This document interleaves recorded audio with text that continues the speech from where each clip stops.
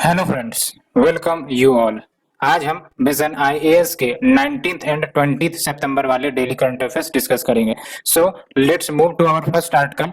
UNESCO declares world's first 5 country biosphere reserve in Amazon of Europe. तो simply कहने का मतलब ये है कि यूरोप के जो 5 देश है, that is your Austria, Slovenia, Croatia, Hungary and Serbia, इन सब के रीजन को मिलाकर आपका एक बायोस्फीयर रिजर्व बना दिया गया है, यूनेस्को के द्वारा डिक्लेयर कर दिया गया है, जो आपका अप्रोक्स 700 किलोमीटर का एरिया कवर करता है, जिसमें आपका मुरा, ड्रवा, डैन्यूब रिवर्स के जो बेसिन है वो आ जाते हैं एंड आपका इन 5 देशों में फैला हुआ है। ठीक है, और ये जो आपका रिजर्व है जो डिक्लेयर करी गई है अभी, यहाँ आपको फ्लड प्लेन, फॉरेस्ट मिल जाएंगे, gravel, sand banks, river island भी मिलेंगे, ऑक्सबो एंड मेडोज भी मिलेंगे। ठीक है, और ये आपका continental Europe's highest density of breeding white tailed eagle का भी घर है। कहने का मतलब व्हाइट टेल्ड ईगल आपको यहाँ पर मिल जाएंगे, as well as endangered species such as little tern, black stork otters, beavers, sturgeons.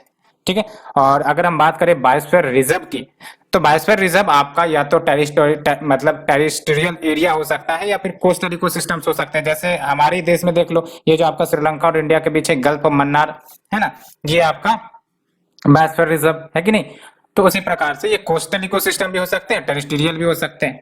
ठीक है, और ऑब्जेक्टिव यही होता है कि बायोडायवर्सिटी कंजर्वेशन हो along with sustainable use. And biosphere reserve में आपके लोकल कम्युनिटीज को इन्वॉल्व किए जाते हैं, as well as all interested stake holder in the planning and management so as to conserve biodiversity and its sustainable use.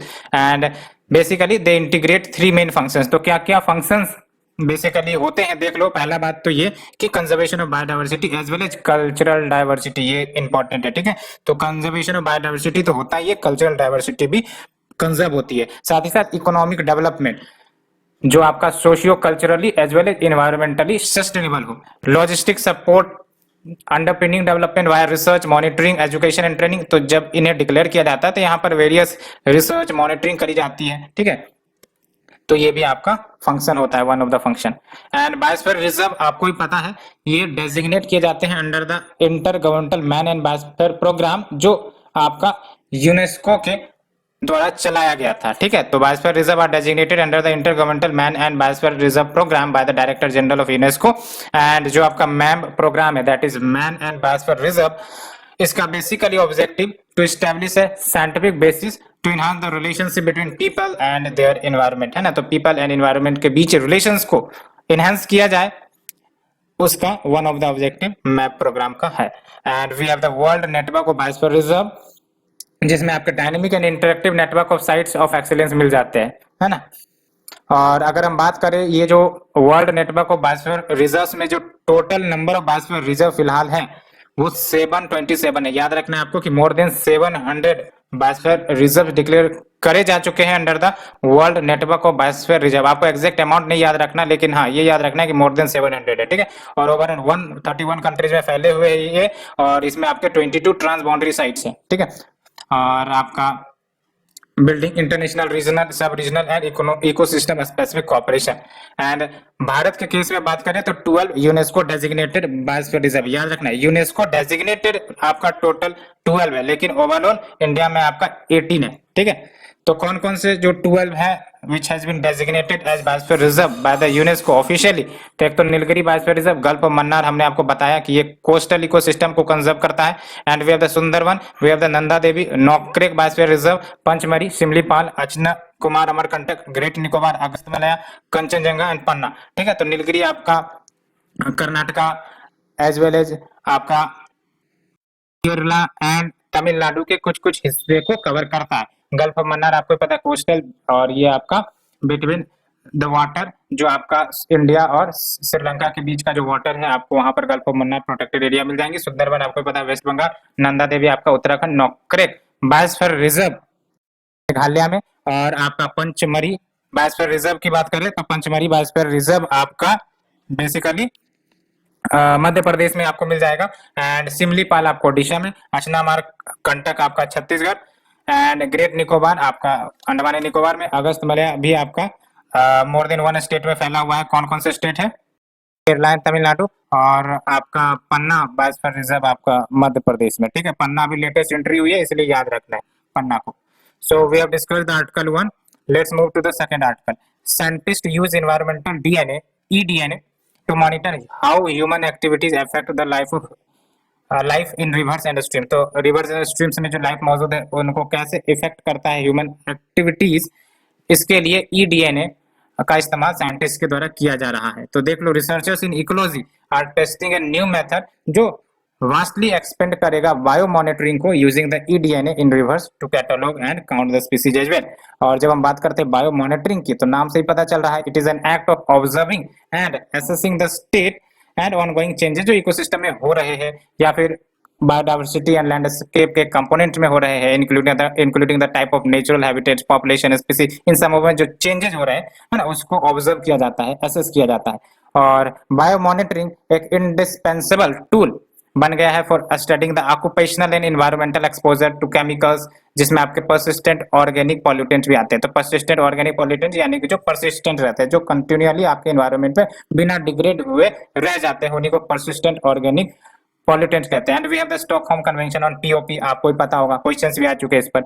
And ईडीएनए की बात करें, that is your environmental DNA, तो ये आपका आइसोलेटेड है from the environmental samples in contrast to the genomic DNA जो directly आपका specimen से निकाले जाते हैं। एंड ईडीएनए ओरिजिनेट होता है आपका from the cellular material shed by the organisms, चाहे वह स्किन हो, एक्सक्रीमेंट हो, इन सब से आपका ओरिजिनेट किया जाता है ईडीएनए को इनटू द एक्वेटिक या टेरेस्ट्रियल एनवायरनमेंट, जिसको सैंपल किया जा सकते हैं, मॉनिटर किया जा सकते हैं using the new molecular method जो अभी डेवलप हुए हैं। एंड क्या एडवांटेज है आपका ईडीएनए का, तो ईडीएनए कलेक्ट करना आसान होगा, है ना। 1/4 ounce water sample can capture remnant DNA from 1000 of aquatic species, है ना। तो 1/4 ounce वाटर सैंपल ये बेसिकली क्वांटिटी है, और ये आपका जो भी डीएनए के सैंपल्स लगभग कैप्चर किए जा सकते हैं from 1000 of aquatic species. And अगर ट्रेडिशनल बायो मॉनिटरिंग मेथड की बात करें, तो scientist count the individual species and their abundance at just few sites, है ना। एंड इसमें सबसे इंपॉर्टेंट बात यह है कि this method does not require killing wildlife for identification, and ये लेबर एंड कॉस्ट इफेक्टिव है, ठीक है। And this process require just cheap filter, एस्टरीज and wares, and anyone can do it. And process of biomonitoring through eDNA कैसे होता है, देख लो। एक्सट्रैक्टिंग ईडीएनए फ्रॉम स्किन, तो किसी से भी, स्किन से, स्केल से, फेसेस से, है ना, जो भी रिमेनेंट है ना, जो त्याग दिए गए हैं, है ना, उन सब से ईडीएनए एक्सट्रैक्ट आउट कर सकते हैं, है ना। And single celled organism such as bacteria floating in the water. उसके बाद इस जेनेटिक इन्फॉर्मेशन को एनालाइज किया जाएगा, उसके बाद डीएनए सीक्वेंसेस मैचेज करे जाएंगे with the fresh water species जो कैटलॉग किए गए थे एग्जिस्टिंग डाटाबेस के अंतर्गत कि हाँ मैच कर रहे हैं या नहीं मैच कर रहे हैं। उसके बाद डिस्ट्रीब्यूशन को चार्ट किया जाएगा and abundance of this organism with in and across the reverse. And so let's move to the next one. Rajasthan government passes bill to allow registration of child marriage. आप देख सकते हो, Rajasthan government passes bill to allow registration of child marriage। तो राजस्थान ने bill pass कर दिया है जिसके तहत Rajasthan compulsory registration of marriages act 2009 को अमेंड करेंगे, जिसमें आपका मैंडेटरी रजिस्ट्रेशन ऑफ मैरिजेज की बात करी गई है इंक्लूडिंग द चाइल्ड मैरिज। और इससे पहले supreme court in Seema versus Ashwani Kumar 2006 case direct किया गया था कि जो रजिस्ट्रेशन है ऑल टाइप्स ऑफ मैरिजेज, चाहे वो चाइल्ड हो या फिर आपका एडल्ट हो, इसको रजिस्ट्रेशन करवाना मैंडेटरी होगा। क्या की फीचर इस बिल का देख लो, both parties can apply for registration of marriage to the marriage registration officer of the place जहां पर वो रिसाइड कर रहे हैं for more than 30 days. Marriage between the bride groom and bride जिन्होंने 21 ईयर बेसिकली कंप्लीट नहीं किया है एंड 18 ईयर्स कंप्लीट नहीं किया है रेस्पेक्टिवली, ये रजिस्टर करवाए जा सकते हैं बाय द पेरेंट्स और guardians with in 30 days of marriage, है ना। तो इसका मतलब क्या है, ये आपका कंपलसरी मैरिज एज क्या है, ये मेल के लिए आपका 21 ईयर है, फीमेल के लिए आपका 18 ईयर्स है ना। और अगर इससे कम उम्र में अगर मैरिज होता है तो ये चाइल्ड मैरिज कहलाएगा, है ना। तो देख लो, marriage between the bride groom whose age has not been completed 21 years and bride whose age has not been completed 18 years. तो रजिस्टर कौन करवाएगा इनके मैरिज को, पेरेंट्स के द्वारा या फिर गार्जियंस के द्वारा, वो भी within the 30 days of marriage. And registration can be done at the level of district marriage registration officer as well as additional district marriage registration officer. तो यहाँ पर रजिस्ट्रेशन करवाए जा सकते हैं and block marriage registration officer के पास भी करवाए जा सकते हैं, सो दैट सिंप्लिसिटी और ट्रांसपेरेंसी है to their work. And child marriage आपको पता है प्रोहिबिटेड है under the prohibition of child marriage act 2006। And Rajasthan government argue करती है कि ये जो बिल है does not imply that child marriage is valid. सिर्फ रजिस्ट्रेशन करवाया जा रहा है ना, रजिस्ट्रेशन टू आइडेंटिफाई कि हाँ चाइल्ड मैरिज की कितने केसेस हैं, है ना, इन सबको एनालाइज करने के लिए, सो दैट आगे चलकर पॉलिसी सब बनाए जा सके। And if the district collector wants he or she can still take action against the child marriage. हालांकि ये आपका इलीगल है ना, तो अगर रजिस्ट्रेशन होगा तो क्या पता आपका एक्शन लिया जा सकता है, ठीक है। तो let's move to the next article, India becoming destination country for healthy food like millets. ये आपके एग्रीकल्चर मिनिस्टर का कहना है। तो देख लो G20 एग्रीकल्चर मिनिस्टर्स मीटिंग में गवर्नमेंट ने एम्फेसाइज किया है कि वो ट्रेडिशनल फूड आइटम्स को रीइंट्रोड्यूस करने का प्रयास करेंगे, जिसमें आपके मिलेट्स आ जाते हैं, अदर न्यूट्रिशियस सीरियल्स आ जाते हैं, ऑर्गेनिक प्रोडक्ट्स आ जाते हैं in the diet of the people. और मिलेट की बात करें तो इनको सुपर फूड या फिर न्यूट्री सीरियल्स कहते हैं, है ना। मिलेट्स की बात करें तो इनको सुपर फूड या फिर न्यूट्री सीरियल्स कहते हैं। और 3 मेजर मिलेट क्रॉप्स जो भारत में ग्रो करते हैं, एक तो ज्वार है जिनको सोरगम भी कहा जाता है, बाजरा जिनको पेरल मिलेट, एंड रागी जिनको फिंगर मिलेट कहते हैं। और India also grows rich area of biogenetically diverse and indigenous variety of small millet जैसे कोडो, कुटकी, चना एंड शनवा। आपको प्रीलिम्स के लिए बस ये याद रखना है कि कोडो, कुटकी, चना एंड शनवा ये सब आपके बेसिकली इंडिजीनियस नेम्स हैं मिलेट्स के, ठीक है। मेजर प्रोड्यूसर जो मिलेट्स को प्रोड्यूस करते हैं राजस्थान, आंध्र प्रदेश, तेलंगाना, कर्नाटका, तमिलनाडु, महाराष्ट्र, गुजरात, हरियाणा। एंड इश्यूज क्या है मिलेट्स के प्रोडक्शन को लेकर, तो ये usually small and poor farmers he grow करते हैं, वो भी ड्राई लो फर्टाइल लैंड पर, ठीक है, माउंटेनियस रीजन में। एंड ये रेनफेड एरिया पर, रेनफेड एरिया यानी कि वो एरिया जहां पर जो प्रोड्यूस उगाए जाते हैं वो बेसिकली रेनफॉल डिपेंडेंट होते हैं। एंड मेजर्स क्या क्या लिया गया है, तो देख लो स्टडी मार्केट हो मिलेट्स के प्रोड्यूस का, क्योंकि प्रोड्यूस कर दिया जाए क्वांटिटी में लेकिन उसको खरीदने वाला ना हो तो फिर फायदा क्या ग्रो करने से, फार्मर्स के कॉस्ट बढ़ जाएंगे और अल्टीमेटली उनको नुकसान भी होगा, है ना। तो एक स्टडी मार्केट जिसको कहते हैं अस्थिर मार्केट प्रोड्यूस बेसिकली प्रोवाइड करने के लिए मिलेट्स को पब्लिक डिस्ट्रीब्यूशन सिस्टम में डाला गया है, ठीक है। And FAO has endorsed India's call for declaring 2023 as International Year of Millets to promote nutrition and sustainable agriculture। तो भारत ने बेसिकली FAO को कहा था कि आप 2023 के ईयर को international year of millets declare करो, so that nutrition and sustainable agriculture को प्रमोट किया जाए। और ये भी आपको पता होगा, आया भी था प्रीलिम्स में, year 2018 was declared as national year of millet and hiked the minimum support price of nutricereals so that farmers grow करें इन्हें, ठीक है। एंड अब देख लो millets and approach for sustainable agriculture and healthy world कैसे है, तो पहली बात तो इट इंश्योर्स फूड सिक्योरिटी, है ना। तो sustainable food source for कम्बेटिंग hunger, तो हंगर तो कम्बेट होगा ही होगा इन चेंजिंग वर्ल्ड क्लाइमेट। एंड सबसे इंपॉर्टेंट बात तो ये कि मिलेट्स आपका रेसिस्टेंट होते हैं जनरली क्लाइमेट स्ट्रेस से, पेस्ट से, डिजीज से, इसलिए फूड सिक्योरिटी को इंश्योर कर सकता है। दूसरा न्यूट्रिशनल सिक्योरिटी को भी इंश्योर करेगा, कैसे, माइक्रोन्यूट्रिएंट जैसे कैल्शियम, आयरन, जिंक, आयोडीन, इन सब में ये रिच होते हैं। And also they are rich in bioactive compound, better amino acid profile होती है इनकी। एंड सबसे इंपॉर्टेंट बात एक और है, सेफ्टी फ्रॉम डिजीज जैसे gluten free, A substitute for wheat in Sellick disease and low GI, a good food for diabetic person, ये भी है ना। तो डायबिटिक पर्सन के लिए भी गुड फूड है। एंड आपका can help to combat cardiovascular disease, anaemia, calcium, है ना। तो डिजीज से भी आपको प्रोटेक्ट करता है, तो ये भी है। एंड इकोनॉमिक सिक्योरिटी भी कैसे, बिकॉज क्लाइमेट रेजिलिएंट क्रॉप है, अगर आपका कोई क्लाइमेट चेंज एक रियलिटी भी बनती जा रही है तो एग्रीकल्चर आपका सबसे बड़ा खतरा में। तो ऐसे में मिलेट्स जो कि आपके क्लाइमेट रेसिस्टेंट क्रॉप होंगे, ठीक है, तो आराम से ये हमारे इकोनॉमिक सिक्योरिटी को भी इंश्योर कर सकता है along with the food security. Sustainable income source for farmers भी हो जाएंगे, low investment needed for production, value addition can lead to economic gains as well, है ना। तो कैसे आपका millet sustainable agriculture and healthy world को प्रमोट करता है, food security, nutritional security, safety from diseases, economic security, और इसके अंतर्गत कैसे हो रहे हैं वो भी हमने डिस्कस किया।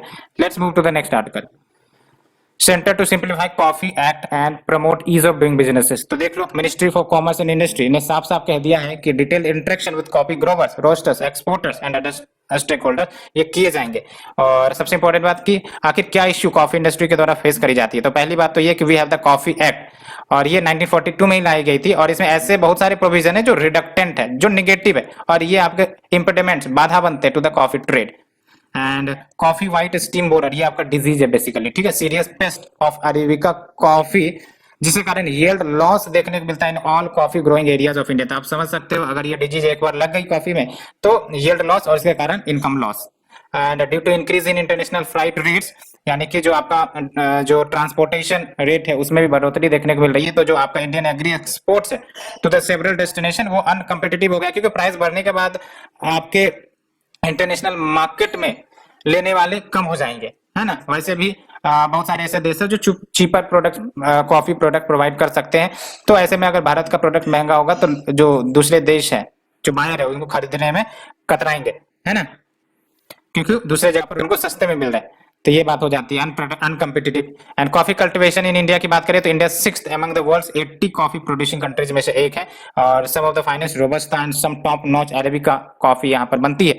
और नियरली 70% ऑफ इंडियाज कॉफी, ये इंपॉर्टेंट है, majority of India's coffee export किए जाते हैं, वो भी largely to the European and Asian markets, है ना।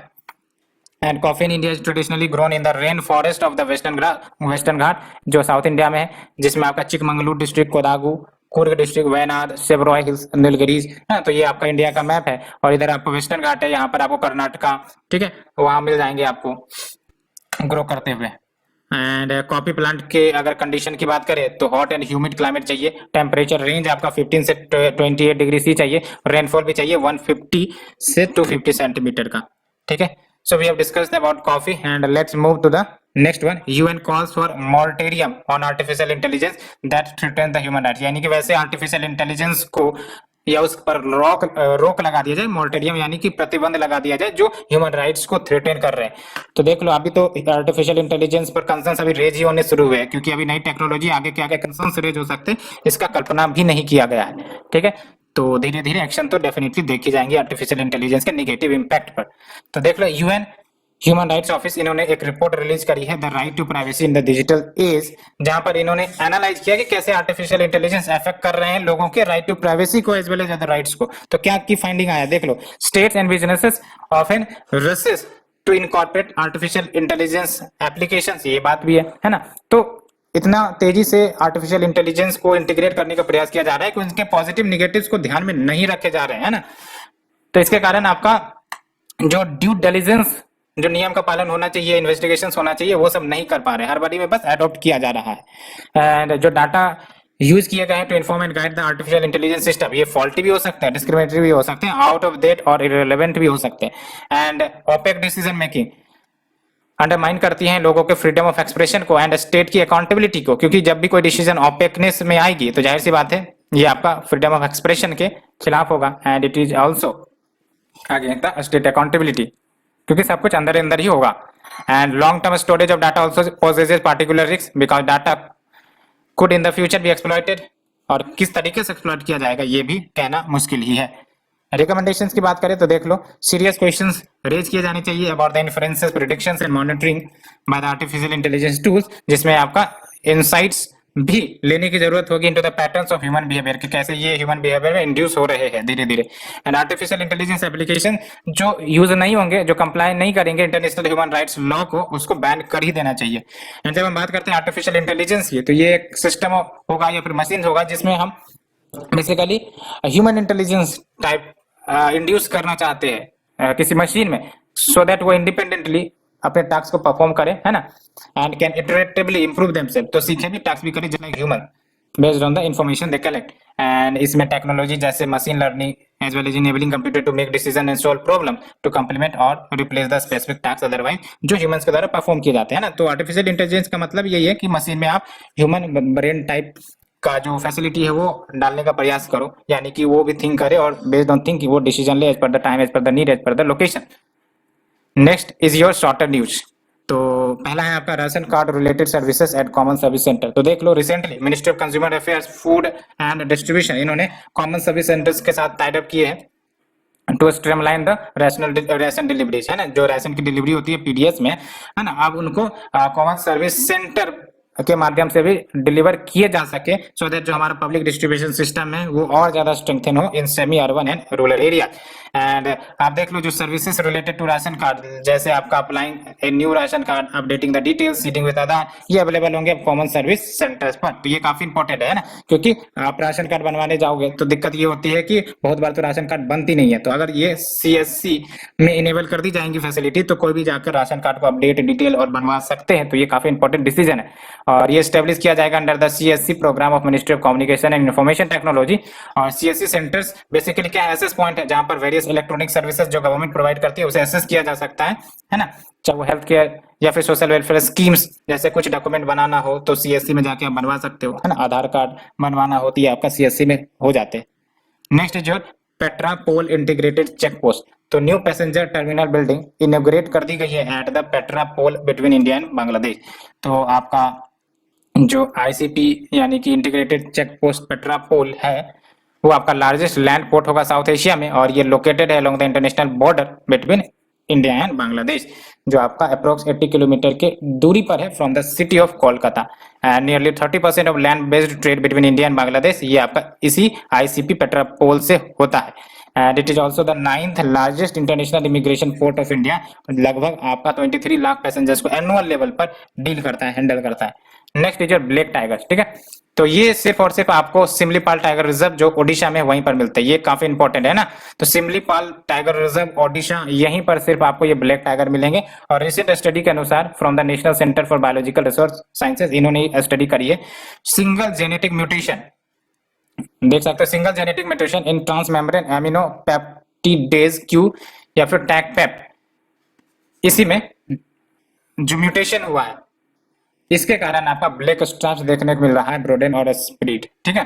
तो याद रखना है ये जो आपका ब्लैक कलर आपको देखने को मिल रहा है जो सिर्फ आपको सिमलीपाल टाइगर रिजर्व में ही मिलेंगे, ये it is all because of the genetic mutation, ठीक है। Similipal small and isolated tiger population led to inbreeding and the anomalous phenotype characteristic by wide and merged stripes and the loss of genetic diversity वो evident हो रही है from the low हेट्रोजेगोसिटी। और when we से लो हेट्रोजेगोसिटी, इसका मतलब ये होता है कि the chances of inheriting the different forms of a particular gene from each parent वो काफी लो है ना। तो हेट्रोजिगोसिटी का मतलब हुआ chances of inheriting different forms of a particular gene from each parent. देख लो 28% ही as compare to the central India 36%। And we have the Helina that is helicopter based Nag. तो हेलिना ने सारे ट्रायल्स कंप्लीट कर लिए हैं। और ये है क्या हेलिना, तो ये आपका 3rd generation fire and forget class anti tank guided missile है, याद रखना है ना। ये आपका एंटी टैंक गाइडेड मिसाइल है mounted on the advance light helicopter, और ये इंडियन आर्मी में इंडक्ट करी जाएंगी। और इसके जो वेरिएंट है उसको ध्रुव अस्त्र कहा जाता है ना। तो इसके वेरिएंट जो है इनको ध्रुव अस्त्र कहा जाता है। And it is being inducted into the Indian air force. क्या फीचर्स है देख लो, all weather day night capability होगी, it can defeat battle tanks with conventional armour as well as explosive reactor armour. और मिनिमम रेंज देख लो 500 metre और maximum range 7 kilometre. ऐसा नहीं है कि 70 किलोमीटर, इट इज 7 किलोमीटर, ठीक है। तो मिनिमम रेंज 500 मीटर और मैक्सिमम रेंज आपका 7 kilometre. Next is your places in news. तो सिप्रस ये आपका यूरोपीय देश है ना। देख लो आप छोटा सा सिप्रस यहाँ दिख रहा है आपको, ठीक है, मेडिटेरेनियन में है, ठीक है। तो मेडिटेरेनियन में है। और आप देख लो न्यूज में ये रहा है because Cyprus open it's museum of under water आया नपा, है ना। तो देख लो न्यूज में इसलिए बिकॉज सिप्रस ने अपने म्यूजियम ऑफ अंडर वाटर आया नपा को ओपन कर दिया, which is world first under water forest, जिसमें आपको 130 स्कल्पचर्स मिल जाएंगे।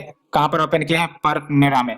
परनेरा आपका मेराइन प्रोटेक्टेड एरिया है, वहीं पर ये आपका म्यूजियम ऑफ अंडर वाटर आया नपा ओपन किया गया।